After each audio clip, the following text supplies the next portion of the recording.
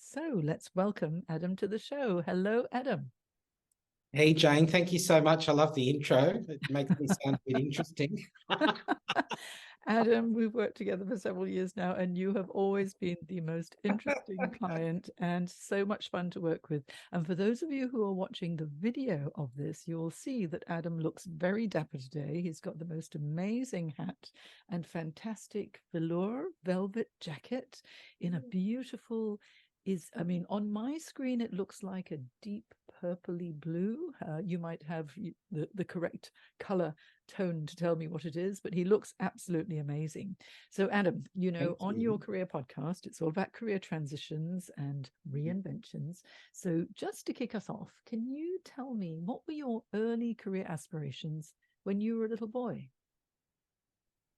Oh, so Jane, when I was a little kid, I was, one of these little creative kids that, I wasn't very good at maths and I was one of these, little kids that couldn't play sport properly and all that sort of thing. So I ended up, I wanted to do some acting, and I remember being 7 and saying to mum and dad, "Oh, I'd love to go to an acting school." And I did join a school, and they did singing and dancing and acting, and that really was what I started off doing and enjoyed. And I then I had a little sort of career, little childhood stint as an actor.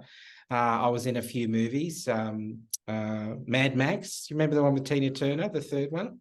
Oh, you were in Mad Max. Yeah, I How was in that one. That was a exciting. great, yeah, when I was 10. But I did that for a few years, Jane. And by the time I was a teenager, we moved out of Sydney, and I left the acting school I was in, in Sydney, and we moved to the Central Coast.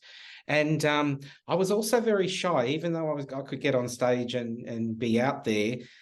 We moved away a couple of hours out of Sydney, and Mum said, "Well, it's up to you now. You have to get on a train if you want to go to an audition for an ad, and here's the timetable." And I just was really freaked out in the trains and going here and there. And I sort of unfortunately, perhaps, just finished up doing it. So that was a very early part of really getting into that side of things. And then as time went on, I did other things. I did hairdressing, which I think I was sacked 3 times in the first year. So that didn't work out. And then I ended up like most people, or a lot of people, in a corporate environment. I ended up, job to job to job to probably mid-20s. And then I spent from 26 onwards, a large chunk of my career working in the corporate space, which gave me a lot of great experience, and just got me sort of on the straight and narrow for less of a better term. But then I started to consider, how can I get some creative energy back in my life? And I did a course in interior decorating and design in 2008 and 9. So that was when things changed and moved on. But that's, in a nutshell, kind of my experience from a kid and growing into adulthood, and then working out where I landed sort of, by mid-30s. That's when the design part of things came in. I think you must have always had that creative leaning to you, because, being on stage, acting, singing, dancing, I mean, how fantastic. And to have this big break early on at the age of 10 with Tina Turner and Mad Max, I mean, that sounds very exciting. You're a dark horse. That was something I haven't learned Oh, you about. didn't know? Yeah, that's my claim to fame. 1984. The bullet. You must have been saving that information for the podcast. So it's very exciting. I'm going to go and Google it after this. Yeah, Everybody should Google it. as well. I died in quicksand, Jane. I die in the film. Oh, really? Yeah, I die in quicksand. So you might even get a bit teary if you catch that clip. It's on YouTube.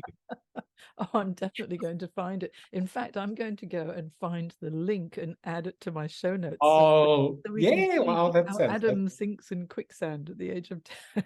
Oh dear. I'll definitely cry, because I'll miss you, Adam. Now, okay, so from acting to hairdressing, so, very creative roles. And then when you transitioned into corporate, how did that feel? Because that's so different and much more structured. Yeah, well, look. To be honest with you, I thought, right, I'll go and work in a call center, and that's what I did. And it's all customer service and making people, giving them the basics. It was credit cards. I gave them the credit card balance. We did some upselling, And, I was a customer service person. I mean, at 26, when I started that, I just thought, you know what, I want to do some overtime. I want to pay off the car debt, and I just want to kind of get a job where I can, a stable job, and just really basic stuff like that. I don't have a university degree. I didn't go and study to do anything like that. So it was just really me, getting into something that paid the rent, which it did at the time.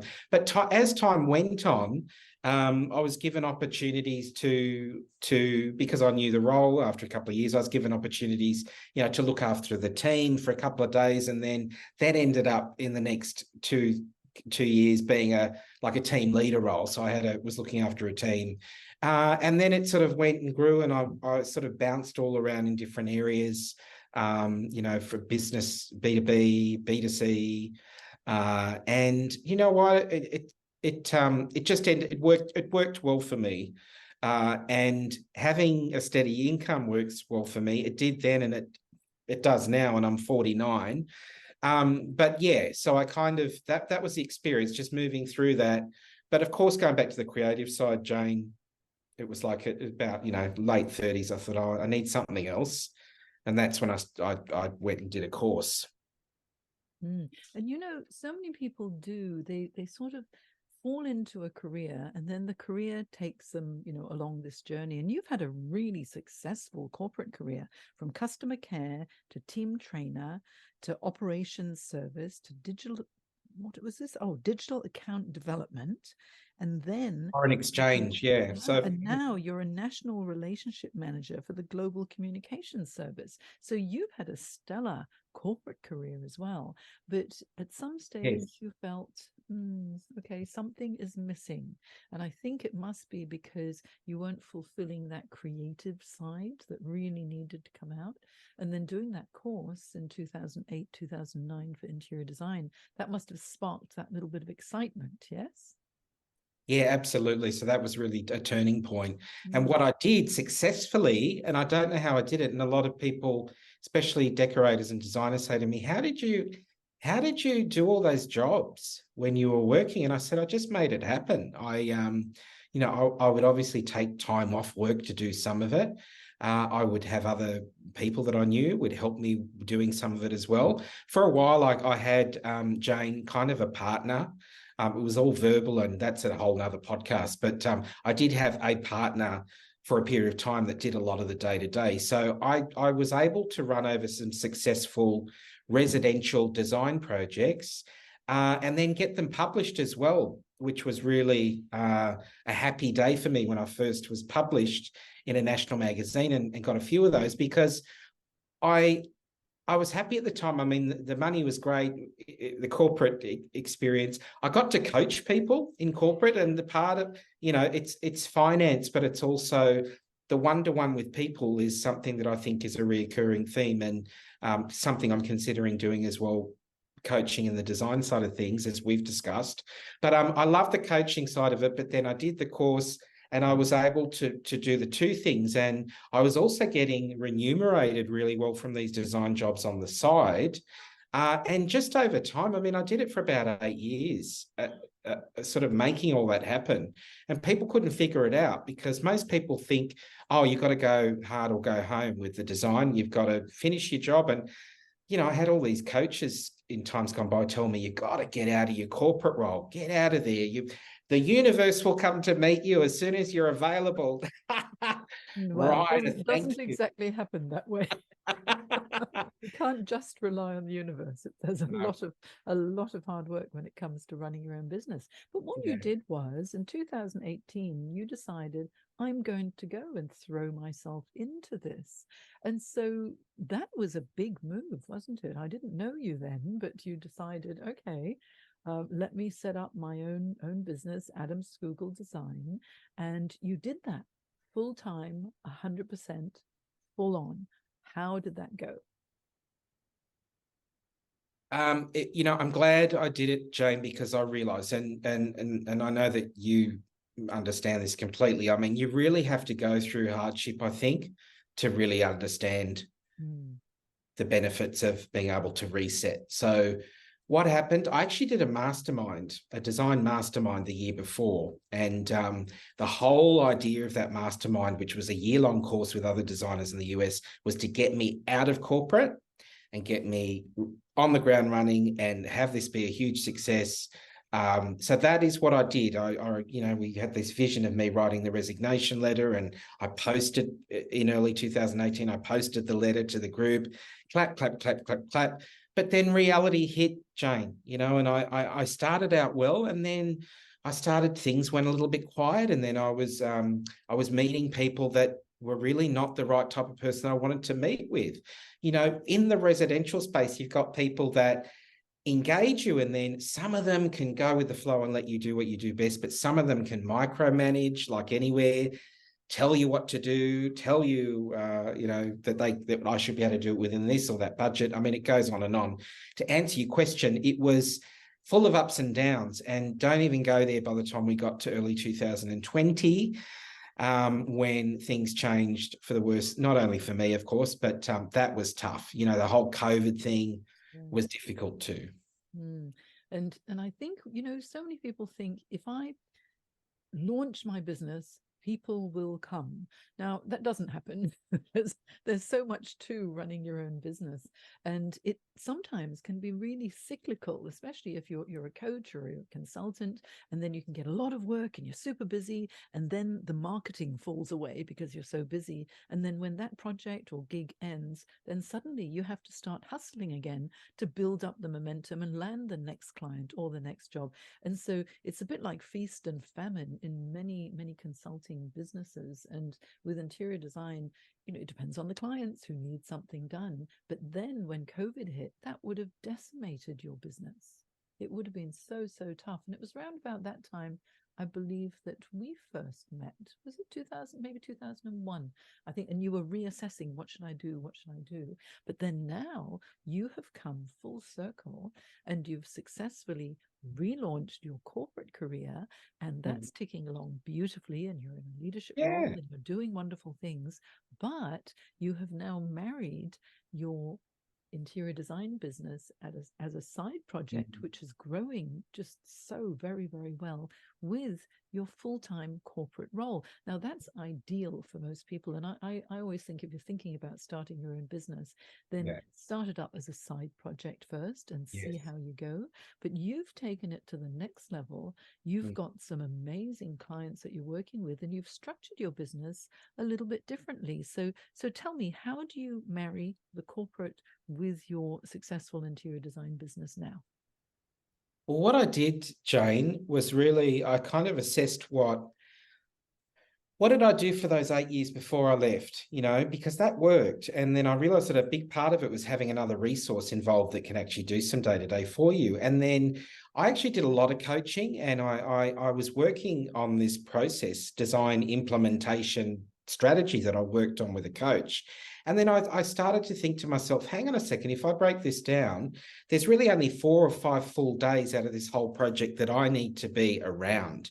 And then what I decided to do was, why don't I engage people that are actually working full-time as designers? That is their profession. They don't want to do what I'm doing, which is absolutely fine.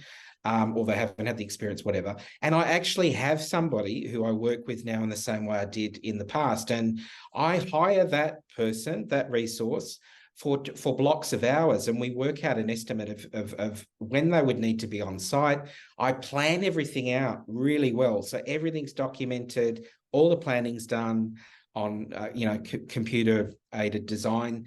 And it's kind of, nothing changes, nothing sort of floats around and changes here to there. It's about sticking to a process. And I designed this project implementation system that allows for me to just come in at key points. So, I meet with clients only on a Saturday. Most people are happy with that. I'll have a day where I'll need to go and fabric source. And the rest of the time is really, stuff that I do need to be on board with, which is very minimal time, 9 to 5. And then I have I'm actually working with one person at the moment who's coming in and doing all that stuff. And it's actually working out really well. You have to have, we know there's sacrifices, Jane. I can't say that I don't sit there and do computer work until 9 o'clock at night, or design and do my PowerPoint presentations. I do that. But you know what? I'm not chasing the dollar to pay my mortgage. I used to lay there at night and think, how the hell am I going to pay my mortgage? And that's a really terrifying thing. I never thought I would have to borrow money off family. And then it became to the point where my worst nightmare to me was to borrow money. But I had to do it. I had no choice. But the whole idea now is to stay within. Why freak out? Stick with a great company. I stopped managing people, which was the part I didn't like about working corporate before. Now I'm a sole contributor. It's so much better. I didn't want to really manage people, so I'm not managing people. And I schedule everything out, and I have this support from somebody else that is in the game Monday to Friday. And it's working out well. The savings that I'm making first of all, I had to recoup some dollars that I lost, all about it. But I've got a separate account, and I'm putting money away in. And to me, this suits me. I think you're the one that said, Adam, you have a lifestyle business. This is a lifestyle business. So I'm happy with a lifestyle business. I get to be creative. I don't have to talk to these crazy people that want to change my contract and get me to do that and get me to do that. I'm just working with people I want to. And I don't have the time to work with a whole bunch of people, but the people I do work with, I'm really enjoying working with. And it's working both ways. So I don't know if I answered the question. I might have gone on a tangent, but this is how it's working now. And it is to do with that implementation strategy, which has changed everything. It's really well organized, and that's how I'm able to do both. Yeah.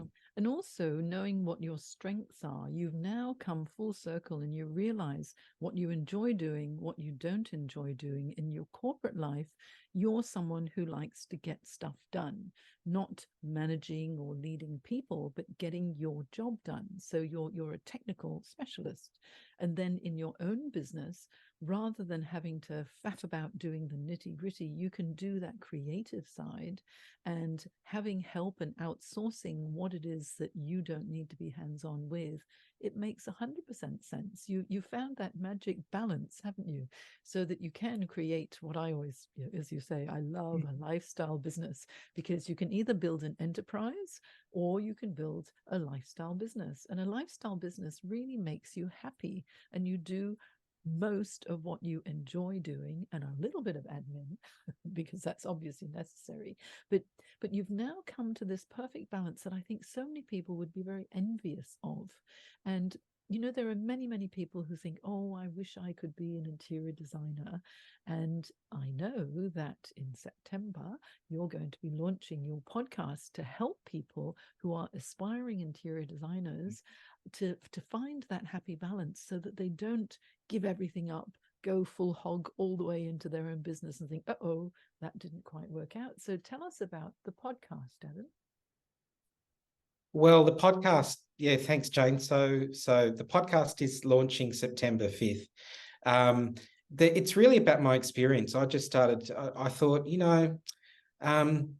what I was tired of hearing was just all these sort of, I listen to a lot of podcasts, but it was all about, how to get luxury clients. Join my program to work out how to have just never-ending luxury clients, big dollars, get a staff of 1,000 and have a lovely, rich life.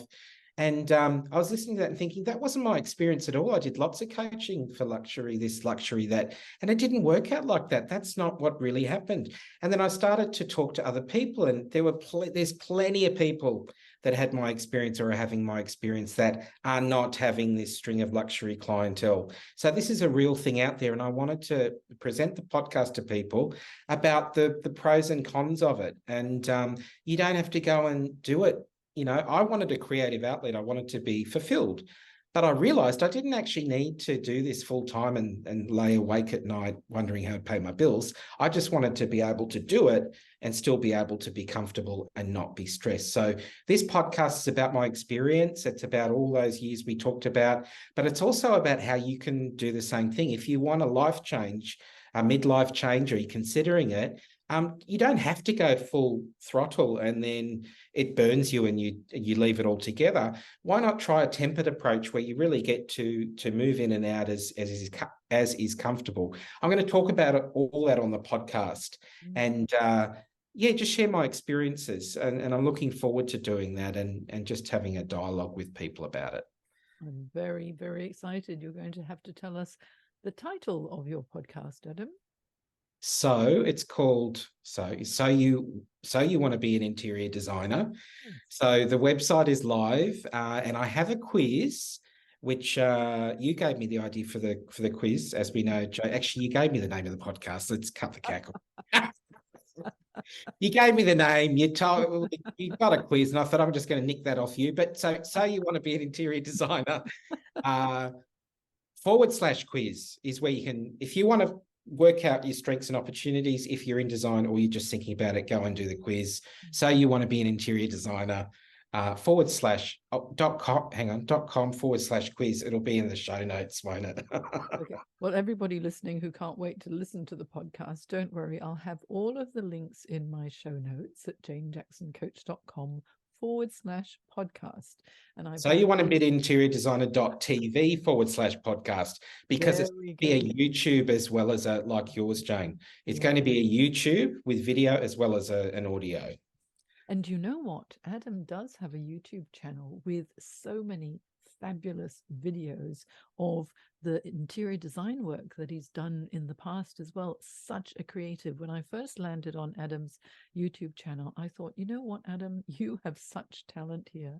We need to work this out so you don't chuck it all in, because we did too. What can we possibly do? And you've now created this wonderful lifestyle business, and you're going to be inspiring aspiring interior designers too, so that they can dip a toe in the water to see if this is right for them, and they'll find out how you can find that perfect balance between having a full-time job or a part-time job and building your business, and then see how that grows as well. But you know what? It doesn't mean that you have to keep growing the business and then give up the corporate. You can manage both. How does Adam do it? Well, you'll find out in the podcast. So you want to be an interior designer, launching on the 5th of September. I am so excited because I love podcasting. As you know, I've been podcasting for years now. And the good thing about podcasting is that you get to reach so many people, and then you start getting all these emails saying, oh, that really touched a nerve. How do you do this?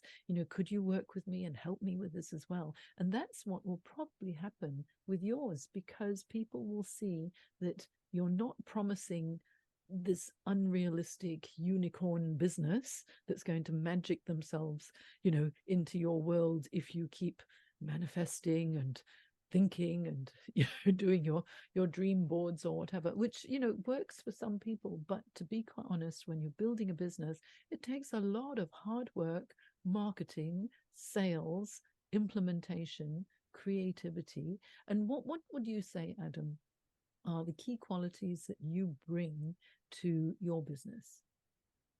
Well, the interior design side of things is having a really good process. So when you're running a project, the contract's really important. And this is what I realized. This is how I get the clients now. They're not just cold calls. They're all referrals, as you know, in most businesses. That's where you get the clients that are kind of warm and ready to go. So what's happening now, Jane, is I couldn't get the phone to ring that much during COVID. And now that I'm working again, the phone's going all the time. So, but that's really a culmination of all those years. And it's actually having a really strong process, which is really, I've got 12 steps, 12 to 15, I think, in there. But the client's really clear about every step that's going to happen, how I charge, what they should expect, when I'm coming in, when I'm not going to be there. And I think that I needed to develop that over time. But now that I have that, and I've been working with this process for a long time, when they come to me, my new prospects, which are all pretty warm now because I'm not doing anything to market it to cold clients, there's experience. They know how you've worked with other people. They know you're not a crazy maniac's going to steal their money and have trades that are going to leave the ceiling hanging out. It's sound, and there's it's all documented well. So that's so important, the documentation and the process. That's what works well for me now. Yeah. I'm interested to know, when it comes to design and architecture and interiors, what's the style that you love the most? Do you know what? I'm eclectic, and that's the other thing. I kept being taught that I should have a niche, and it doesn't. I don't really have a niche. I mean, I'm sitting here in this bright blue jacket, and I was told by a fashion sort of consultant that blue actually attracts people to you. So that's why I'm sort of hoping everyone's attracted here. But I'll go and I'll go and do the interiors like this, and then I'll come home and I've got a black wall and beige sofa. So I'm kind of all over the place, and I think we should be allowed to be eclectic and all over the place. I don't want to just do beachy interiors or whatever's current. I want to just do whatever. And so I guess that's what people come to me for, is just that there's not one size fits all. It's whoever you are, and I just work with that, you know. And I think it's Mostly eclectic design. yeah, but the good thing is that means that you can work with a range of clients, and you take that time, because I know one thing I've found working with you, Adam, is that you really listen. You listen and you find out about your clients as well, and so that you can tap into what they want to create, and then you can make their dream happen, which I think is absolutely magic. I think if anyone is thinking of interior design, then and making a bit of a change in their homes, then find Adam Scougall Design.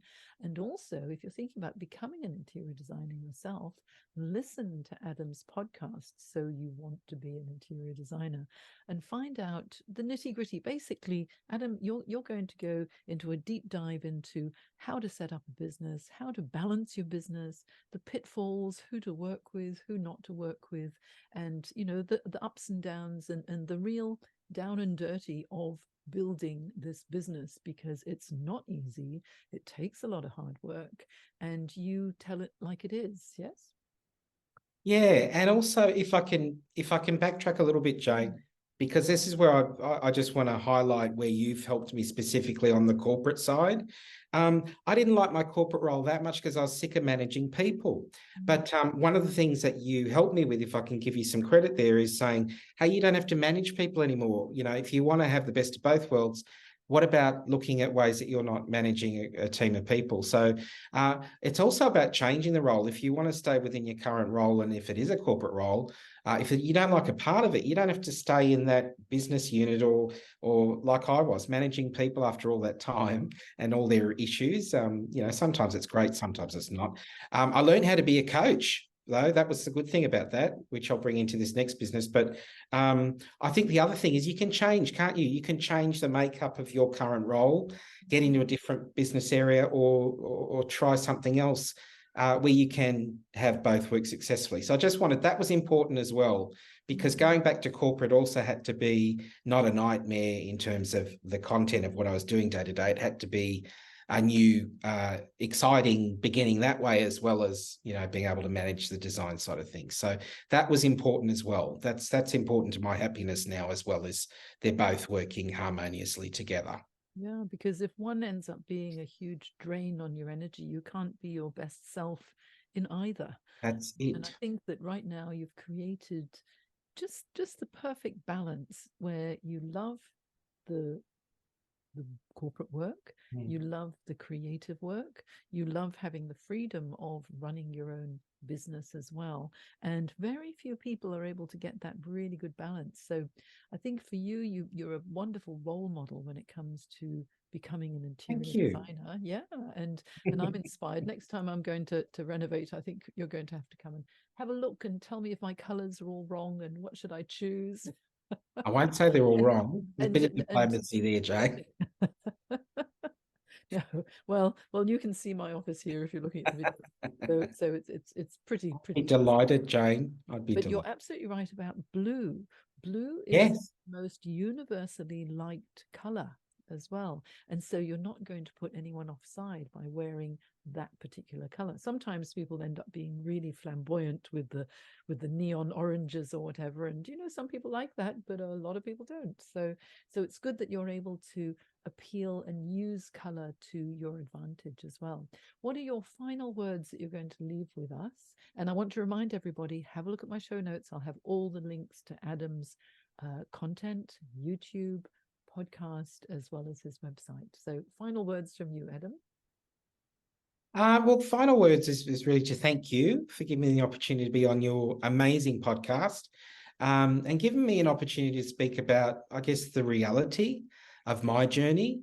I just want to say that you don't have to go and, as we've talked about, you don't have to throw the baby out with the bathwater. You don't have to go and be a full-time interior designer and have all that pressure on, paying for everybody's wage in an office and making sure you got the jobs coming in so that those people are paid.